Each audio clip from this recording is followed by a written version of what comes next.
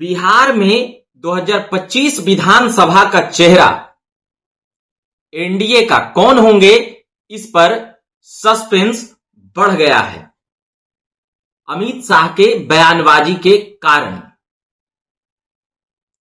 जी हां, उन तमाम बातों पर हम अभी बात करेंगे कि 2025 में एनडीए का चेहरा नीतीश कुमार होंगे या नहीं।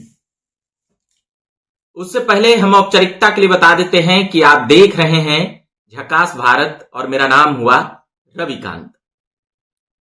अब आते हैं मुद्दे पर। तो मुद्दा यह है कि जदयू की ओर से भी बयानबाजी आ गई है। तो इतनी बातें आखिर बढ़ी कैसे, उसका कारण कौन है और क्या मंशा है भाजपा की, तो उस पर अब उनकी मंशा जाहिर हो गई है। वह इसलिए हुई क्योंकि सभी लोग जानते हैं कि जिस प्रकार से आज तक के एजेंडा कार्यक्रम में जब यह पूछा गया कि बिहार का 2025 का कौन होंगे चेहरा, तो पहले तो खुलेआम बोल देते थे कि नीतीश कुमार ही होंगे चेहरा।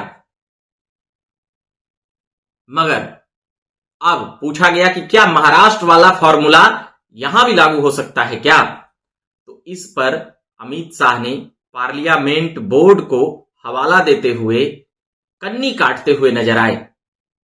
साथ ही यह भी कहे कि मिल बैठकर तय कर लेंगे, चुप्पी भी साध ली क्षण भर के लिए। तो यहां पर कई मामला यहीं पर बढ़ गया और बिहार में एनडीए का यहां पर कह सकते हैं कि अब जैसे जैसे चुनाव आएगा वैसे वैसे और भी मामला बढ़ेगा, घटेगा, घटेगा, बढ़ेगा। मगर उन सभी से पहले हम सुनेंगे कि जदयू ने क्या जवाब दिया है अमित शाह को। जी हां, जो देश के गृह मंत्री हैं और बहुत पावरफुल पॉलिटिशियन माने जाते हैं अभी, केवल इस देश में ही नहीं दुनिया के मजबूत पॉलिटिशियन, क्योंकि उनके हाथ में केवल सरकार नहीं है, उनके हाथ में कहा जाता है कि पार्टी भी है। पार्टी की कई नीति निर्देशन उन्हीं के इशारे पर होता है, वही सर्वे सर्वा है पार्टी और सरकार के। ये बातें आम बोलचाल में है। तो इन बातों से समझ सकते हैं कि अमित शाह ने ऐसा बोला तो जदयू कैसे चुप रहती। उसी का जवाब जदयू के प्रमुख प्रवक्ता और लगातार 3 बार से एमएलसी रहे और अभी भी हैं नीरज कुमार, पूर्व मंत्री भी रहे हैं, नीतीश कुमार के करीबी भी बताए जाते हैं। साथ ही यह भी कि जो बातें वह कहते हैं वही जदयू की पार्टी लाइन होती है। तो सीधे तौर पर अमित शाह की चुप्पी पर भी उन्होंने रजामंदी की बात कही है और भी क्या कुछ कह रहे हैं, उनकी बातें सुनकर आप भी सोचे समझे। उसके बाद हम बताते हैं, पहले ये वीडियो सुनिए नीरज कुमार जी का। 2025 के चुनाव के संदर्भ में केंद्रीय गृह मंत्री के साक्षात्कार में नेतृत्व के सवाल पर उनके मौन पर राजनीतिक मंत्रणा हो रही है। अरे मौन लक्षणम स्वीकृति लक्षणम, मौन का मतलब सहमति होता है। नीतीश कुमार जी ग्लोबल थिंकर हैं, क्लाइमेट लीडर हैं। बिहार की जनता की यह मनोदशा है कि विरोधी भी इस बात को स्वीकार करता है कि नीतीश कुमार जी ने बिहार में काम किया है। विरोधी के गांव की भी गली नीतीश कुमार जी ने बनाया, सड़कें भी उनका बनाया, विद्यालय भी बनाया और घर में बिजली भी जलवा दिया। तो नीतीश कुमार जी ने घर घर में रोशनी जला दिया। तो यह स्वाभाविक है ना कि नीतीश कुमार जी को लोग दिलो जान से प्यार करते हैं। राजनीति में नीतीश कुमार जी का व्यक्तित्व इतना भारी है और बीजेपी के नेताओं ने इस बात को सार्वजनिक रूप से स्वीकार किया है कि 2024 के लोकसभा चुनाव में एनडीए गठबंधन ने 30 सीटों पर सफलता अर्जित की। तो ये पांचों गठबंधन के घटक दलों का समन्वित रणनीति रहा है। आदरणीय प्रधानमंत्री जी के नेतृत्व में और माननीय मुख्यमंत्री जी के नेतृत्व पर सबको भरोसा है। तो जैसा कि आपने सुना नीरज कुमार क्या कुछ कह रहे थे, अभी तो फिलहाल हुआ है मर्यादा में बोल रहे थे, मगर मर्यादा में ही बोलते बोलते वह यह भी कहे कि उनकी चुप्पी पर और नीतीश कुमार के विकास पर कह सकते हैं कि कोई संदेह नहीं है। चेहरा नीतीश ही कुमार हैं। यह भी कहे कि विपक्ष भी नीतीश कुमार के कार्यों की प्रशंसा ही नहीं करता है, मुरीद है।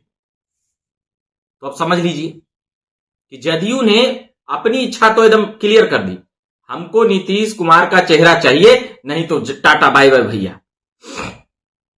अब यहां से भाजपा का जो बयान आया है, अब 2024 लोकसभा के पहले क्या बयान आता था भाजपा का, हम उसमें नहीं जाना चाहेंगे, मगर जब से गठबंधन हुआ है तब से तो जो सबसे ज्यादा हमलावर थे चिराग पासवान, उन्होंने तो चुप्पी साध ली, बार बार नीतीश कुमार से मिलते हुए नजर आए हैं, नीतीश कुमार से अच्छे संबंध जुड़ा रहे हैं। मगर यहां पर अब जो टॉप लीडर है अमित शाह, वही जब ऐसा बात कह गए तो फिर अब सोचिए कि क्या होगा। उन्होंने साफ कहा था कि जो बैठेगी चुनाव के समय पार्लियामेंट्री बोर्ड, वह तय करेगी, हम बीजेपी के अनुशासित कार्यकर्ता हैं। ऐसी बातें करके कह सकते हैं कि वह क्या कह रहे थे कि सभी दल बैठकर हम लोग नेता तय कर लेंगे, यानी नेता तय नहीं है। यहां पर कुल मिलाकर लोगों के मन में, लोगों के जेहन में ये बातें चली गई। और अब यहां से, अभी तो 18 दिसंबर है, मगर यहां से कह सकते हैं कि अब जदयू का जो बयान आया है उसके बाद भाजपा थोड़ा नरम पड़ेगी। मगर भाजपा की मंशा जो दबी हुई थी कि बिहार में उसका मुख्यमंत्री हो, उसकी सरकार हो, वह अब इच्छा प्रबल ही नहीं हुई है, जाहिर हो गई अमित शाह के बयान के बाद, आज तक के एजेंडा के कार्यक्रम के जरिए। यानी कि समझ सकते हैं कि अब यहां से बिहार में दोनों तरफ से बयानबाजियां होगी और आने वाले समय में जो बातें चल रही थी कौन किसके तरफ होंगे, कौन क्या होंगे, उस पर अब कह सकते हैं कि और भी संशय बढ़ गया है।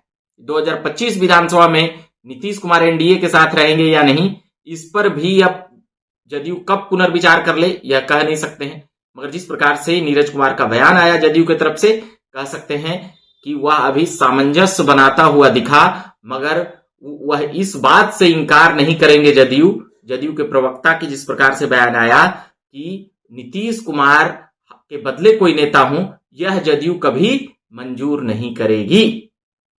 ये बातें कुल मिलाकर समझ आई है। बाकी लालू प्रसाद यादव, तेजस्वी यादव तो नीतीश कुमार को अपना मनवे करते हैं, वह तो बार बार कहे हैं कि उनके लिए दरवाजा खुला हुआ है। लालू यादव और नीतीश कुमार की दोस्ती दुश्मनी दुनिया जानती है कि कैसे दोनों में मतभेद हुए, फिर कैसे दोनों साथ आए, उसके बाद से दो बार साथ आए, दोनों दोस्ती में गुरेज नहीं करते हैं। नीतीश कुमार डांट देते हैं तो अभी भी तेजस्वी यादव विधानसभा में बैठ जाते हैं कि भाई नीतीश कुमार भी चुटकी लेने से पीछे, तेजस्वी यादव भी चुटकी लेने से पीछे नहीं हटते हैं अपने चाचा नीतीश कुमार का। तो समझ सकते हैं इनका मधुर संबंध दोनों का, सभी लोग जानते हैं कि तमाम राजनीतिक बयानबाजियों के बाद भी दोनों का मधुर संबंध आज भी है और तिल संक्रांत आने वाला है तो और भी कई खबरें बनेगी। हम उन तमाम खबरों को लगातार लाते रहते हैं, सुनाते रहते हैं। हमारी बिहार की राजनीति पर पैनी नजर रहती है, जो भी खबरें मुद्दे होते हैं बिहार के, हम वो लगातार लाते हैं, आपको सुनाते हैं और भी हम लाते रहेंगे। फिलहाल के लिए अभी इतना ही कहेंगे। आप देख रहे थे झकास भारत, मेरा नाम हुआ रविकांत, धन्यवाद।